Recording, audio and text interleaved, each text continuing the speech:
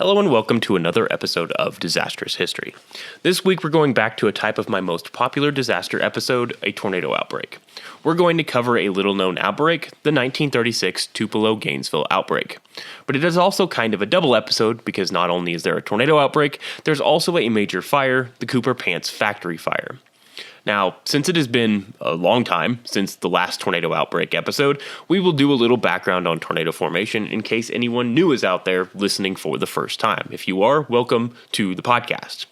It's been just about a year since our last tornado episode, and I love talking about tornadoes. So if you're not new here, you can go ahead and skip ahead to the actual start of the episode because this will mostly be review. So to start off with here, let's talk about where tornadoes spawn from. For the most part, tornadoes form out of a single-cell storms called supercells. These storms have an ovalish shape because supercells have a spinning center called a mesocyclone, which pushes the tops of the cloud high into the atmosphere and gives it that anvil look frequently called thunderheads. This spinning center is caused by wind shear. Wind shear is winds that are blowing in different directions as you travel up further in the atmosphere, which causes the air mass to begin to rotate. This creates the rotation in the center of the storm, but it also allows the storm to tilt. Supercells need to be tilted backward in order to continue to maintain strength as they have an updraft and a downdraft. And when I mean tilted, I mean it literally. The front of the storm is slightly higher off the ground than the back of the storm. The updraft pulls in warm air in the front of the storm, and the downdraft drops cold air in the rear of the storm. That warm air up in front of the storm is frequently called the warm sector. It consists of warm, moist air that is often pulled up from the Gulf of Mexico on relatively low-level winds called the lower-level jet. This provides significant fuel for the storm to build into a supercell. Because of the separation of the updraft and downdraft, supercell storms can continue on for hours, continuing to cause severe damage and produce multiple tornadoes or one really long track tornado as long as there is warm, moist air in front and the updraft and downdraft do not begin to mix. This area that storms fire up on is one of two options, a dry line or a cold front. A dry line is warm, moist air in front, warm, dry air behind the line. The warm, dry air is denser than the warm, moist air. When they collide, it forces the moist air upward, creating thunderstorms. This typically occurs in the traditional tornado alley, Texas, Oklahoma, Kansas, Nebraska, and Iowa. The dry line generally always exists. It moves east during the day, then retreats back west at night, and then back east during the day, and then back west at night. The other way storms like supercells tend to form is along cold fronts. This is much like a dry line, except the leading air on the east side is warm and moist, and the air behind the line is cool and dry. This also forces the warm air upward and creates storm system. This is what produces our tornadoes and supercells throughout the South, like Mississippi, Alabama, Georgia, Tennessee, and Kentucky. Now, generally, supercells tend to move from the southwest to the northeast, sometimes west to east, occasionally to the southeast. This is because the prevailing winds in the atmosphere generally move in a west to east fashion most of the time. Supercells are often defined by strong winds, heavy rain, large hail, and the occasional tornado.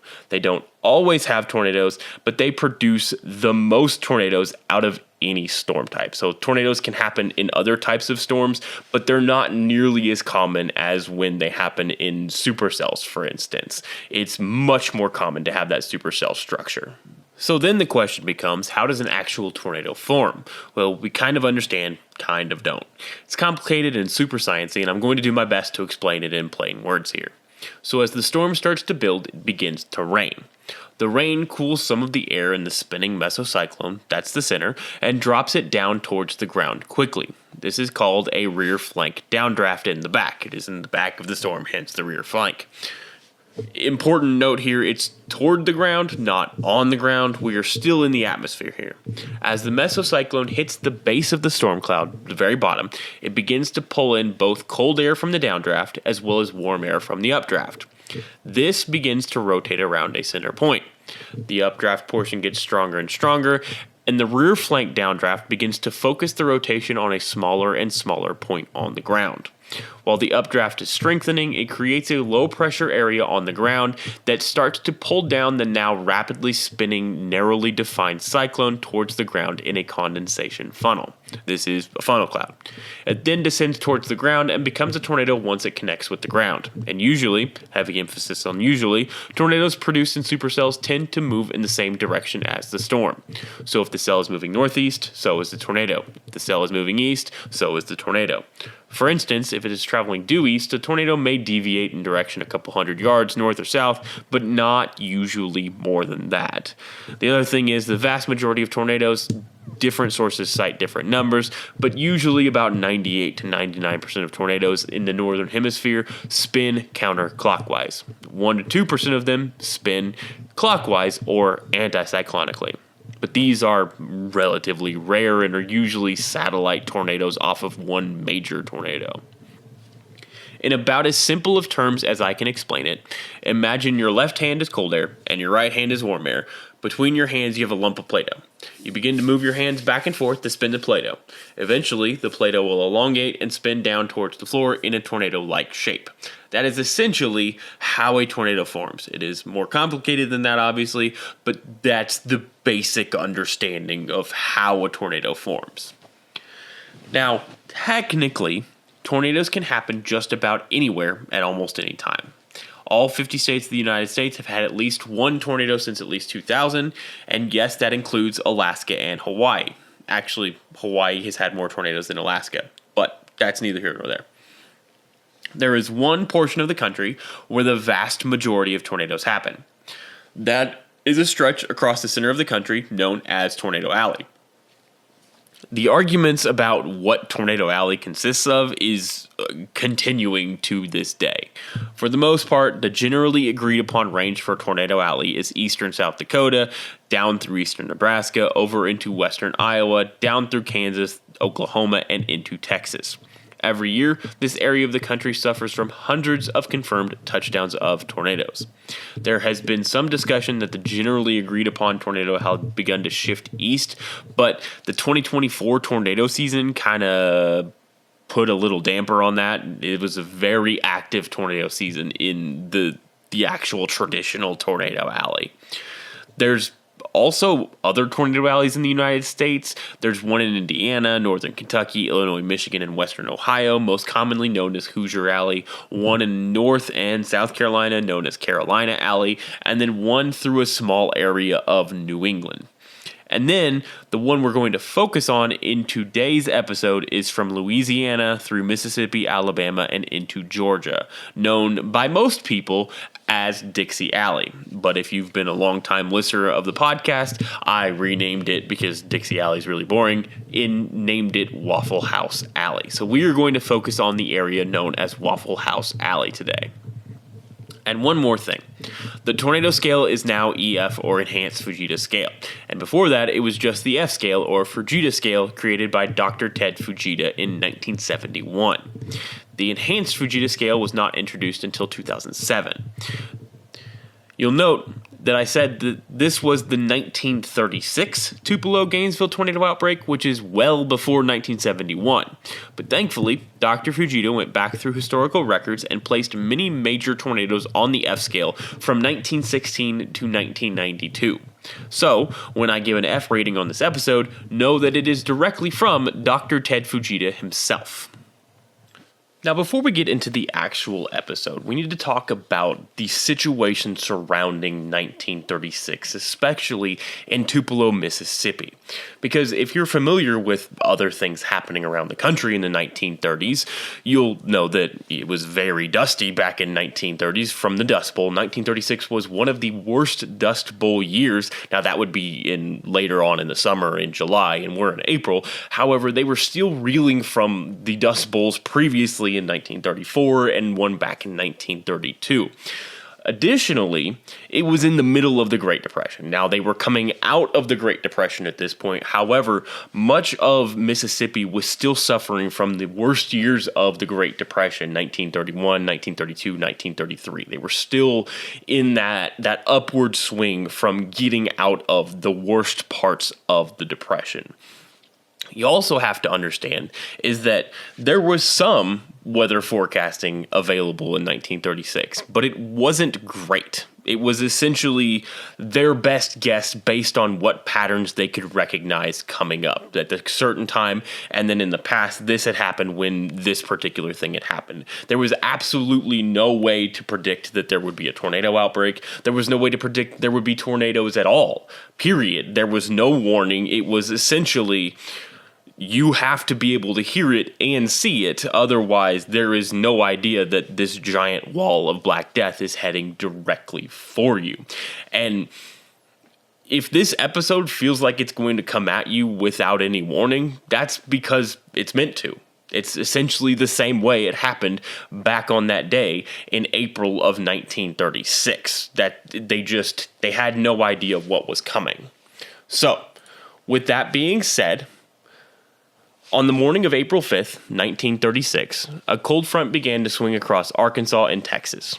By the afternoon of April 5th, storms began to fire up over northeastern Arkansas. The first tornado of the outbreak touched down at around 2 p.m. on April 5th near La Crosse, Arkansas. William H. Gaston and his family were at their homestead just outside of La Crosse. He witnessed the tornado heading right for them and sprinted inside to warn his wife and daughter. But as soon as he made it inside, the home was hit by the tornado and collapsed around him. Gaston would be crushed under the home, his wife would suffer serious injuries, but his daughter would barely make it into the shelter and end up coming out with only a few cuts and scrapes. The family's brand new baby horse was picked up by the tornado and thrown hundreds of yards away and died. This first tornado, an F3 that was on the ground for 6 miles and was about 400 yards wide, would set the stage for the horrors to come when it killed one individual whose home was obliterated. The next tornado touched down in Tennessee later that evening. This F4 tornado was on the ground for nearly 35 miles, causing catastrophic damage throughout Hardin, Wayne, and Lewis counties in central Tennessee. In the mining town of Smith's Branch, 4 people were killed and 27 were injured when 11 of the 13 homes in the small town were completely erased from the map. One family, Pauline and Roy, lived with Pauline's parents, Willie and Sally Mae Pulley. That night, they settled in to go to sleep just as the storm started. The tornado struck their home and ripped it apart. Roy, Pauline, and Willie were all tossed from the home and suffered minor injuries. Sally Mae would not be so lucky. She was struck in the head by a cast-iron sewing machine, killing her instantly. Just on the other side of the hill, the tornado then struck the home of Pauline's uncle, Leonard Pulley. Leonard was talking to his sister Sarah when their home was ripped apart around them. Both died when the chimney collapsed on top of them. The next tornado was near Prentiss, Mississippi, about 20 minutes after the Tennessee tornado. This one, also an F3, killed a man by the name of J.O. Robertson, his daughter-in-law, and granddaughter. A few days later, checks bearing his signature were found 150 miles away near Murfreesboro, Tennessee. Our next tornado up, just a few minutes after that one, was in Yalobusha, Mississippi. This particular F3 tornado was on the ground for 18 miles and caused 5 deaths in one single home that was ripped apart. Olaf Murphy, his mother-in-law, aunt, wife, and son were all thrown scattered across several acres, killed instantly. But this particular storm was just getting started. This supercell was going to go on to produce a tornado family and spawn one of the most horrific tornadoes in U.S. history. For a quick down and dirty explanation of a tornado family, it is essentially when one single supercell spawns multiple tornadoes. For instance, there is an idea of a skipping tornado or a tornado that has a discontinuous damage path. This can happen a couple ways: the tornado passing over an area where it simply can't cause visible damage, like a cornfield, the tornado weakening to the point where the winds aren't strong enough to cause damage, or the tornado lifting from the surface, then touching back down. The first two, not a tornado family. The last one is a tornado family. So essentially, if the tornado picks up and then sets back down, tornado family. If the tornado just can't cause damage because it's not strong enough or there's nothing there to cause damage, not a tornado family. Distinction, maybe not important, but there is a distinction there. Anyway, before we get to that particular tornado, One more F3 tornado spawned near Maury, Tennessee, causing 5 deaths and 30 injuries. One of those deaths was a man named Clovis Carroll, who was pulled out of a boarding house and thrown against a barn that survived the storm. Another was a man by the name G.L. McCurry. He was in the same boarding house. It took a few days to find his body more than a quarter mile from where he was asleep when the tornado struck. If you're keeping track, we are now at 20 deaths in 5 tornadoes in about 6 hours. The next tornado in this outbreak is one that lives in infamy. Tupelo, Mississippi had a population of about 7,500 people on that April 5th day in 1936. It was a relatively charming small town full of mills. Its most recent claim to fame was Machine Gun Kelly had performed his last heist there with a Thompson machine gun in 1932 when he stole $38,000 from Citizens State Bank. Currently, though, the sun was setting. It was getting dark rather quickly. But the heat of the day was not going away as the sun set. It was heavy and humid, and it hung over the city like a wet blanket.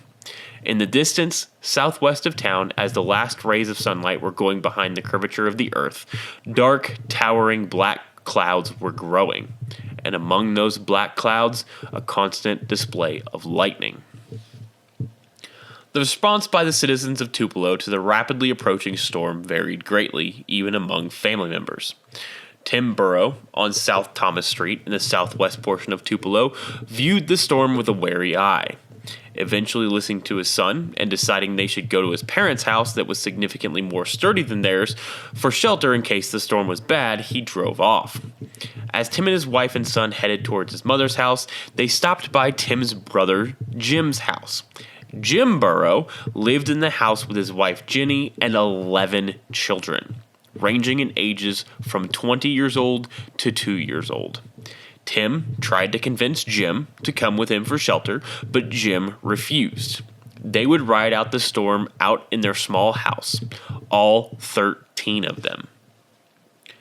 At a Baptist church in East Tupelo, services were just preparing to end. Sitting in the church pews was a small, poor family. Dad Vernon, Mom Gladys, and a 1.5-year-old boy by the name of Elvis. Yes, Elvis Presley. Lena Price was home alone that night. The approaching storm had filled her with great anxiety as she tried to figure out what she was going to do if worst came to worst. Just before 8 p.m. on April 5th, 1936, an electrical lineman by the name of William Reed was working to repair a damaged telephone line. He could clearly see the approaching storm in the distance. In awe of its sheer power, he stared into the blacker-than-black storm moving closer to him. Then lightning flashed, and he was struck by terror. He could see the tornado on the ground and could see it ripping things out of the ground and launching them upward. Now, I need you guys to picture. You are on top of a telephone pole. It is dark. You can see storm in the distance. You can see the lightning. You are on top of something that very often gets struck by lightning. And you're still there. You're like, I have to finish this job before I can go home. And you get kind of starstruck looking at this storm off in the distance, thinking, wow, that's incredible. As we often do when we go outside and look at storms, seeing all that lightning, all that darkness, all of it, it kind of catches you and you just kind of draw yourself in and you can stand there for 10, 15, 20 minutes just watching the storm roll by, especially when it's out in the open and you can see it off in the distance. Then all of a sudden, you have a flash of lightning that illuminates something. Kind of looks like it's on the ground, but that doesn't really make sense because storms are in the air. And then you get another flash of lightning, and you see it again. You're like, what is that? And then there's a flash of lightning again, and it silhouettes the outline of this massive black funnel sticking towards the ground. And as more lightning and as it gets closer, you can see things are flying around in a circle around that tornado. And as it gets closer, you can see trees getting ripped up. Another flash of lightning, you can see a car get sucked up. Another flash of lightning, you see a home disappear. And you, in this case, William, is on top of a telephone pole, arguably one of the worst, I'm not even going to argue arguably, the worst place to be during a tornado. And that's what he sees. Now, William Reed, spoiler alert, did survive this tornado. However, he probably had one of the most terrifying moments of a disaster I think we've ever talked about, because that is the worst. You are several dozen feet up in the air, staring down this monster headed directly for you. One of the deadliest tornadoes in American history was officially on the ground, and it was headed directly for Tupelo, who had zero warning. Throughout all of the personal accounts of this tornado, one thing in particular comes up over and over and over and over again: the noise. Over and over again, people say the sound of the tornado was heard for miles ahead. A low rumble at first, but as it reached the city of Tupelo, it grew louder. As the tornado chewed up and pulverized the small southern city, it created a horrifying noise that terrified everyone. Nearly every home in the way of this massive black wall of death stood no chance. Many of the homes were little more than shacks and were completely swept away. Entire families were killed in an instant. This is Tupelo, Mississippi in 1936. None of these people, the vast majority of these people, do not have very much money. And because they do not have very much money, they are living in what is essentially a wooden shack that is not anchored to the ground in any way. It is just there to protect them from the elements so that they can work and come home and have a place to call their home. There is no engineering. There is no building standards. It is essentially a shed for a huge portion of the town of Tupelo, Mississippi. At the neighborhood on South Thomas Street, where Jim and Tim Burrow had lived with their families, every single home was gone. Completely. There was quite literally nothing left. Jim Burrow, his wife Jenny, and all 11 children were killed, probably instantly. Their bodies were found spread over at least a half-mile area. Photos show where the home once stood. There is no evidence ever that a home even existed on that spot. It was entirely gone. It was just flat grass. There is a dead area where it's dirt. That's it. There is nothing left of the home. No debris. The photo is taken from probably 20 feet back. You can't even see home debris in the photo, even in the background, to either the right or the left side. There is simply nothing. The entire family of 13 was killed in this tornado in their home. The entire family was buried in 13 simple wood coffins in a single mass grave. They dug a grave that was 30 feet by 6 feet, put them all lined up, all 13 of them in a row, and buried them together. The Presleys in the Baptist church were warned of the approaching storm by J.D. Presley. They all piled into Noah Presley's bus and headed to his house in the town of East Tupelo, Mississippi, instead of the small ramshackle house Elvis and his parents lived in. Both of those people are relatives of Elvis. Lena Price heard the roar of the tornado approaching. Thinking quickly, she dumped out the inside of her refrigerator, grabbed her canary, and climbed inside. Her home would be obliterated around her, but both her and her canary would survive inside the refrigerator. Essentially, she pulled an Indiana Jones with an essentially F5 tornado instead of a nuclear bomb. In one portion of Tupelo, Carl Smith was getting his children ready for bed. The whole family was kneeling for their bedtime prayers. In the middle of their prayers, the roof of their home was ripped off. Everyone inside survived with zero injuries. Lyle Brown, his wife, and his 13-year-old son had a different plan to survive the tornado. They ran out of their house and hung onto a clothesline.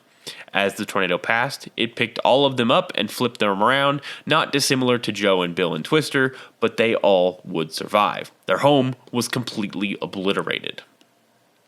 H.D. McCarter put his wife and 3 kids in his bed and covered them all with a mattress. The tornado picked up their home and moved it 10 feet, but all of them would survive with 0 injuries. A man traveling back to Memphis was traveling through Tupelo, Mississippi, when he saw the tornado headed right towards him. Realizing he couldn't outrun the tornado in his vehicle, he abandoned it and threw himself in a ditch next to the road. As he laid there, he reported he could see parts of houses being blown over his head. When it finally stopped, he crawled out of the ditch to find his vehicle gone. He never found it. Never found the remains of his vehicle. One man found himself in a somehow still standing wardrobe after the storm obliterated the house he was in. He had no recollection as to how he ended up in the wardrobe or how he ended up entirely uninjured. But the destruction of this tornado was only just beginning. As the tornado traveled northeast through Tupelo, it began to reach one neighborhood of Tupelo that was arguably the most at risk: the neighborhoods around Gum Pond. Now, Gum Pond was a 20-acre lake that was about 6 feet deep on average across. All around it, there were a large number of shacks where the working-class African-American community of Tupelo lived. The core of the tornado, the worst part of it, hit Gum Pond dead on. Hundreds of homes were completely obliterated. Entire families with nowhere to go were swept away by the tornado and killed. Dozens upon dozens of people ended up in Gum Pond. There, those who survived the initial tornado were pinned under the water by the debris of all of the homes falling on top of them. For weeks afterward, rescue workers combed Gum Pond in an attempt to find all the victims. Many people believe that they did not manage to find all of them, and the current area in Tupelo where Gum Pond once was is now a park that it probably does, have human remains still buried in it. Dozens more people were thrown completely across Gum Pond and landed in a field across the water. Now, what I need to explain is that Gum Pond was in the center. There were homes ringing the entire outside of this lake, all the way around. The tornado, at this point, about 3/4 of a mile wide, hit all of them. There was nothing left of this neighborhood. And because of the way some of this neighborhood was set up, the tornado picked it up and chucked essentially all of it into the lake. So people were picked up in the lake. Then as they were in the lake, possibly dead, possibly still alive, things like washing machines or wood or roofs or cars or whatever else rained down on top of them. Then several volunteers in the weeks afterward had to go through and pull up those cars, all of that stuff off of the people to try and find the remains of everyone in that lake. And it was a 6-foot deep lake, so many of them drowned, being able to just stand up and float if they hadn't been hit by all of this debris. It is incredibly dark because I can't imagine being picked up by an F5 tornado and then landing in a lake thinking, okay, great. I'm still alive. I've landed in the lake. I can swim to the edge. I can get out. You're going to be, terrified because you just got hit by a massive tornado and ripped out of your home. You don't know where your family is. It is dark. It's the middle of the night, so it's dark. There's lightning everywhere. There's screams all around you because there's other people that are going to survive. You get to the surface after landing in the water. Get to the surface. Start to try and get your bearings and swim towards the edge when a 1930 Chrysler falls out of the sky on top of you, or your neighbor's home falls out of the sky on top of you. You are now pinned under the water. If you survive being hit by it, you are now pinned under the water, and your last thoughts are, I survived being hit by a tornado. I survived being picked up by a tornado and chucked into a lake. I survived being hit by a car falling from the sky, and now I'm going to drown underneath a pond in 6 feet of water. That likely happened to several dozen people at this point. It is a horrifying way to go, arguably up there with burning to death. It is terrifying. After obliterating Tupelo, the tornado moved on, next setting its sights on the small town of Auburn, Mississippi. There, it completely erased many homes and an entire church. One man spent several hours searching for his family after waking up in a field. One by one, he found his dead father-in-law, dead mother-in-law, and finally, dead wife. Still going strong, the tornado next wiped out the town of Eggville, Mississippi, killing multiple people there as well.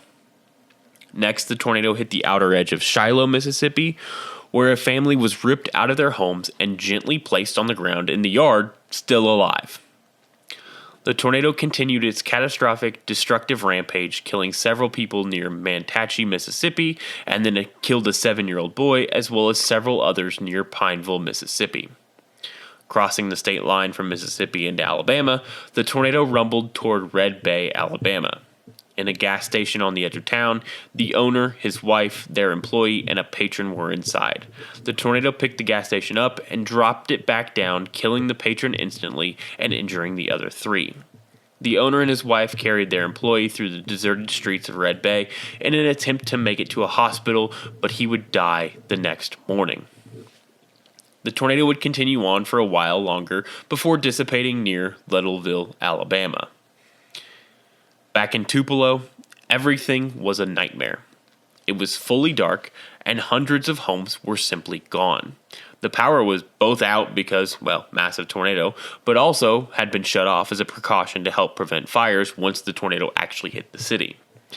The Tupelo hospital had been hit by the tornado and was damaged, but was also immediately overwhelmed by the sheer number of injuries in town. Many people had various breaks, fractures, scratches, and impalement injuries.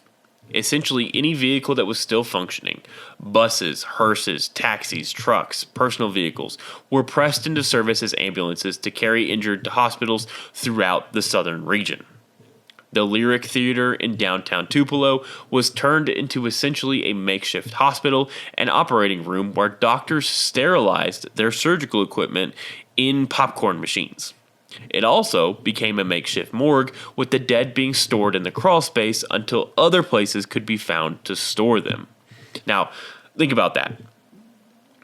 They have turned this theater, where the residents of Tupelo went to have fun and have a laugh and have enjoyment with the family or with friends or whatever, into a hospital on top, where they had to sterilize their equipment in a popcorn machine that had given out so much fun and tasty food and all of that.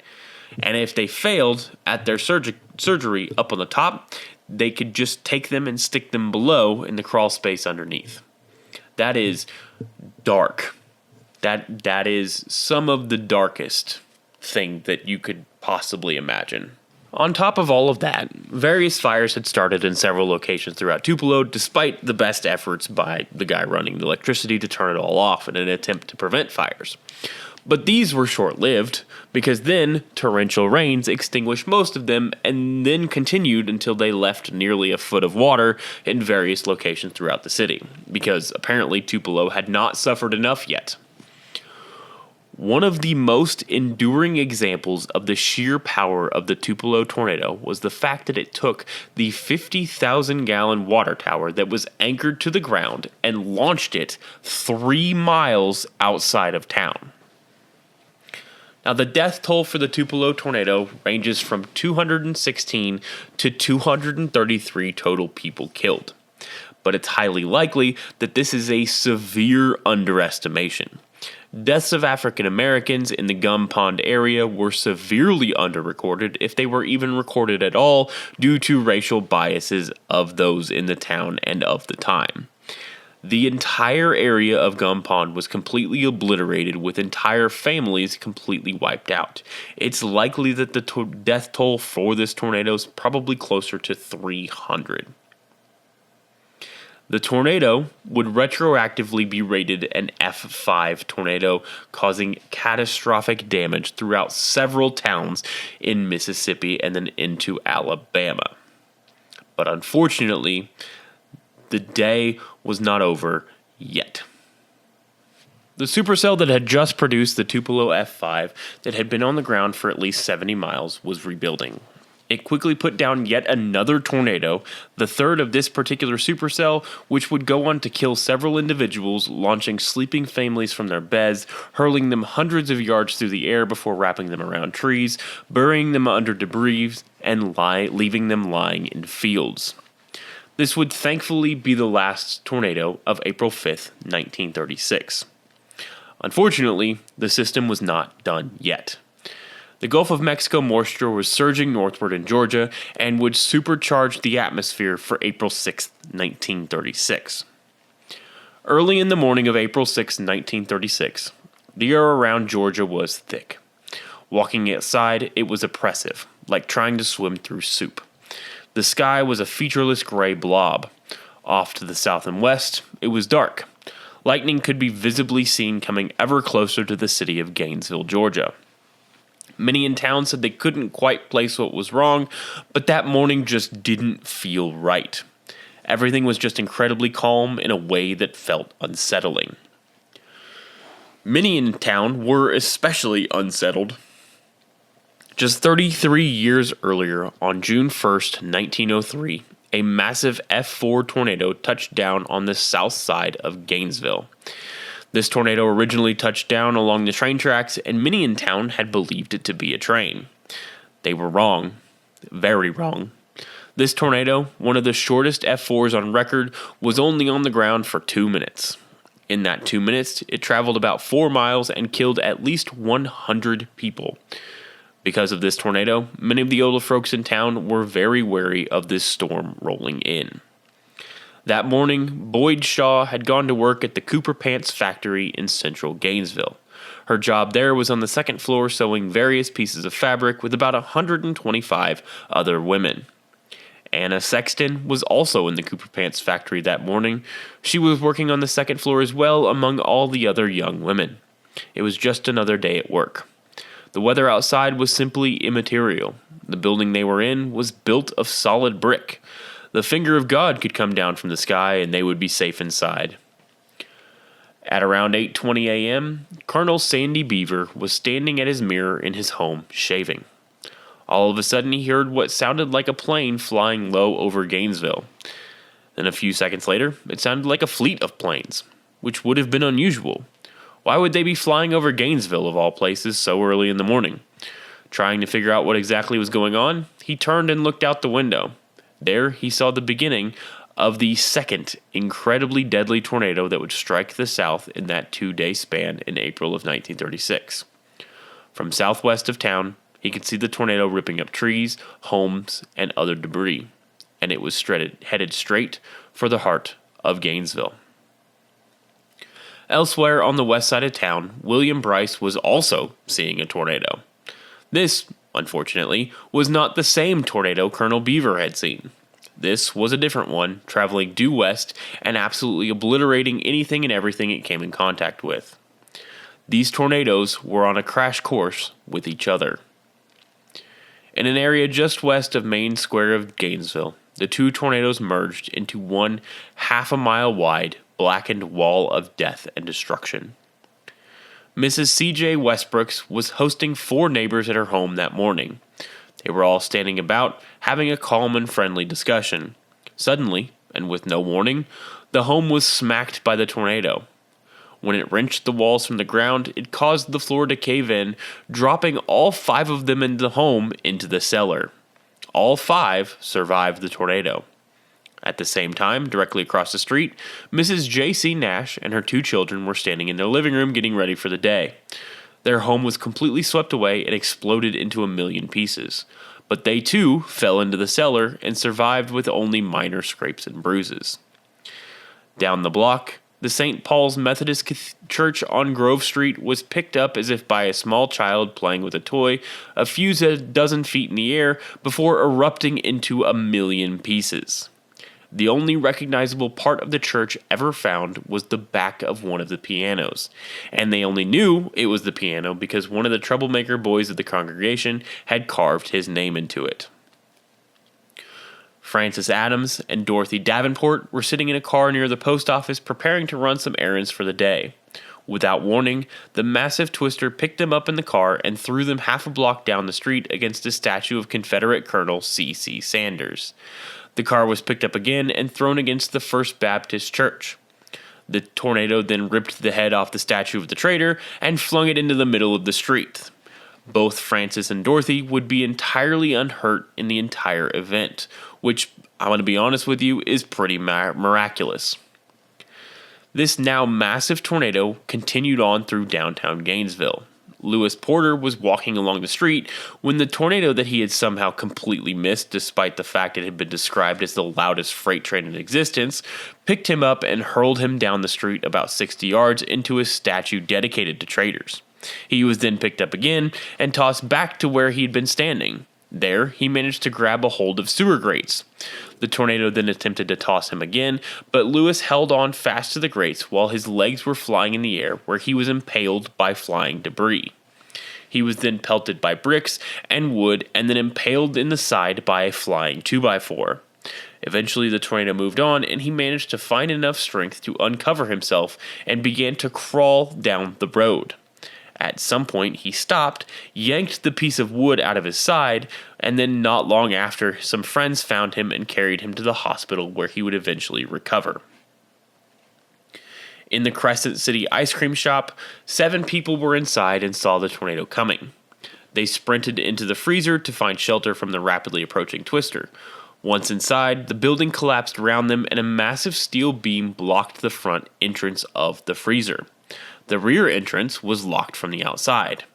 As they debated what to do, an ammonia pipe ruptured and began to leak into the freezer. Fearing suffocating to death, one of the employees grabbed the rear door and literally ripped it from the hinges, allowing all 7 inside to escape. City Commissioner H. Leon Gaines was heading out into his yard to start his car to take his daughter, Kathleen Gaines, to her job as a teacher at the city school. As he did so, he looked up at the sky and saw the tornado heading right for him. He was very familiar with tornadoes because the 33 years prior, that 1903 tornado had obliterated his home. During that tornado, he had found his wife and at the time a 5-day-old daughter lying in bed in a pool of water, scared to death, but alive. This time, unfortunately, he would not be so lucky. He sprinted back into the house and found his wife and daughter in the hallway. He grabbed both of them and laid down on top of them. The tornado obliterated their home around him, picking him up and wrenching his wife and daughter from his grasp. When he came to, he found himself in a small area between the second floor and half of the first floor wall. Crawling out of the debris, he stood up and called for his wife, daughter, and their family cook that they had employed for years. Wandering around the neighborhood, he found his wife first, dead. Then, he found their longtime cook, Nisi Collier, also dead. And finally, agonizingly, he found his beloved daughter, also dead on the ground. He would be the only member of the family to survive. In one store, the Pruitt Barrett Hardware Company, 8 individuals died when the store collapsed and a cast iron stove ignited the destroyed remains of the building. One man was so consumed by the fire, they only found the remains of one of his legs. But there was one place in Gainesville where the horror was arguably the worst. Back at the Cooper Pants factory. As the tornado bore down on them, Boyd Shaw realized it was headed right for them. All the women around her frantically made a mad dash for the stairwell in an attempt to get to the basement before the massive twister struck the building. Boyd realized she needed to get there too. She tried to get up, but couldn't. She tried to get up a second time, but couldn't. That's when she looked down and saw she had accidentally sewn the clothes she was wearing into the clothes she was making that day. She was stuck. She yanked desperately on the machine to try to escape just as the tornado ripped the roof off the building. Then she was free. Sort of. What had freed her wasn't her desperate struggle, it was the tornado. It ripped her out of her clothes and threw her out of the building against another building across the street. She was relatively unharmed, although now naked. Anna Sexton was also on the second floor of the Cooper Pants factory. She managed to make it to the stairway, but that was as far as she made it before the tornado hit. As she tried to run down the stairs, another woman was picked up by the storm and thrown against her, knocking her down the stairs and trapping her head between the iron railing.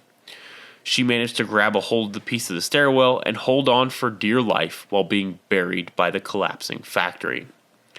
Anna and the rest of the women still trapped in the factory are in a nightmare position. This is a brick building they are now buried in, but it was about to become worse. As Anna was lying there, she began to smell something. Something beyond the dust and blood and dampness of the falling rain. She began to smell smoke. Then it began to get hot. Really, really, really hot.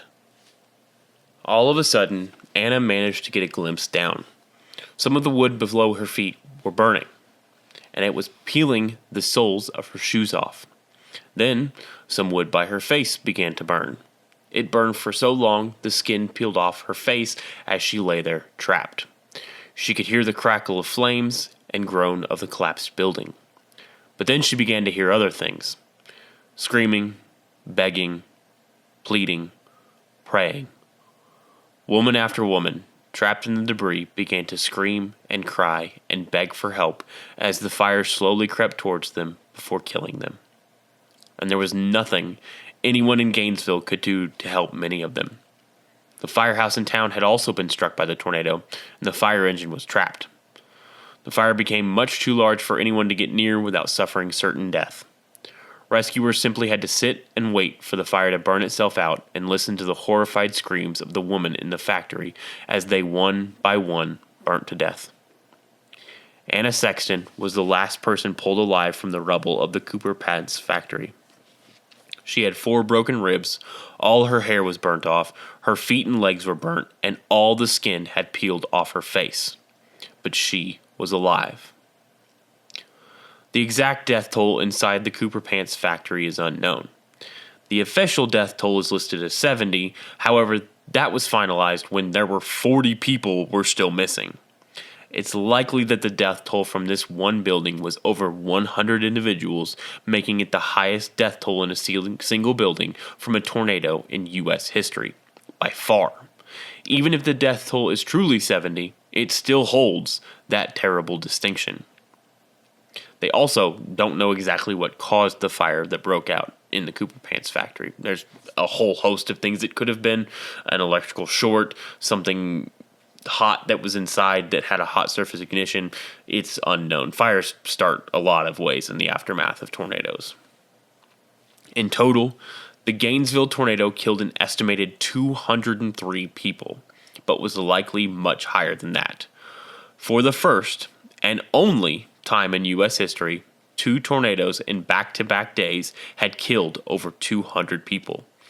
In fact, no 2 tornadoes in back-to-back days have ever killed more than 100 people. And really, it was all within a time period of about 12 hours. Now, this particular system of storms would produce 2 more tornadoes, one further east in Georgia, killing 1, and one in South Carolina that killed 1 man. On April 9, 1936, as recovery and reconstruction efforts were rapidly ramping up, President Franklin Delano Roosevelt made a surprise appearance in Gainesville to speak from the train station. He then directed several of his New Deal agencies to the Gainesville area to help with the rebuild. This particular Gainesville tornado would receive an F4 rating by Dr. Ted Fujita during his retrospective analysis of tornadoes. The over 203 people killed in Gainesville, Georgia, still remains the deadliest disaster in Georgia history. In total, the 450 some odd people killed across these entire outbreak is the second deadliest outbreak in American history, behind the 1925 tri-state tornado.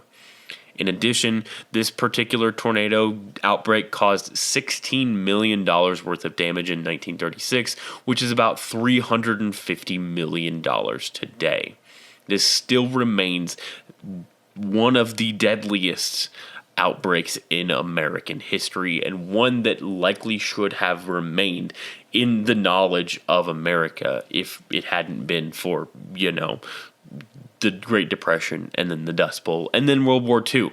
It still is able to be seen in Gainesville to this day. Now, in the location where the Cooper Pants factory was, at one point they had put up a historical marker to indicate what had happened there. However, that historical marker has since been taken down. In the aftermath of the tornado in Tupelo, Elvis's mother would regularly tell him, as he was growing up, that they survived that tornado because he was destined to do great things. He would then go on to become known as the King of Rock and Roll, but would also perform at least one concert entirely to raise money for tornado victims in Mississippi in 1975. So, in theory, the Tupelo, Mississippi F5 tornado is the cause of Elvis Presley's career, because that is what spurred his mom to tell him that he was destined for better than what he was currently at. And with that, we've reached the end of this week's episode. I hope you guys enjoyed it. As always, you can follow me on all sorts of social medias. It's Disastrous History essentially everywhere. Also, I appreciate you guys. I'm glad that you're still here. Glad you're still listening. And as always, stay safe and remember to check your smoke detector batteries.